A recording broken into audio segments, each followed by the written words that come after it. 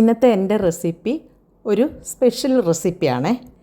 അതായത് നമുക്ക് സാമ്പാർ ഡാലില്ലാതെ സാമ്പാർ എങ്ങനെ വയ്ക്കാം എന്ന് നോക്കാം. വളരെ ഈസി ആയിട്ട് നമുക്ക് പെട്ടെന്ന് ഉണ്ടാക്കിയെടുക്കാൻ പറ്റുന്ന ഒരു അടിപൊളി കറിയാണേ.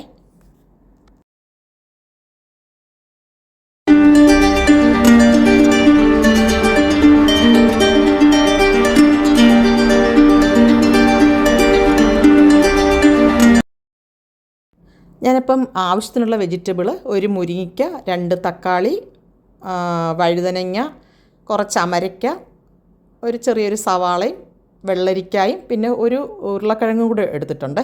ഇതെല്ലാം കൂടെ ഞാൻ കഴുകി വൃത്തിയാക്കിയിട്ട് നമ്മൾ കുക്കറിലാണ് ഇത് വെക്കുന്നത്. എന്നിട്ട് കുറച്ച് കായം, കട്ട കായമാണ്, പൊടിയല്ല. നമ്മൾ കായം ഇത്ര ഇട്ട് കൊടുക്കണം, അപ്പോഴാണ് അതിനൊരു പ്രത്യേക ഒരു ടേസ്റ്റാണ്. എന്നിട്ട് ആവശ്യത്തിനുള്ള മഞ്ഞളും ഉപ്പും കൂടെ ഇട്ടിട്ട് നമ്മൾ വേവിച്ചെടുക്കണം.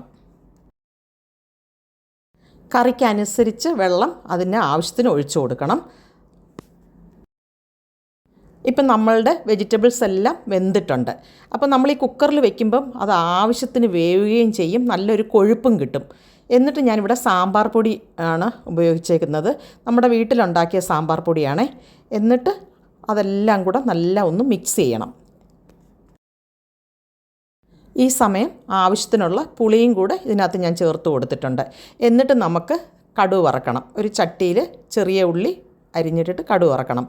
ആവശ്യത്തിനുള്ള കടുക്, ഉലുവ, ചെറിയ ജീരകം, ഉണക്കമുളക് ഇതെല്ലാം കൂടി ഇട്ട് നല്ല മൂപ്പിച്ചിട്ട് നമ്മൾ ഈ കുക്കറിൽ വേവിച്ച വെജിറ്റബിൾസ് എല്ലാം കൂടെ ഇതിനകത്ത് ഒഴിച്ചു കൊടുക്കണം.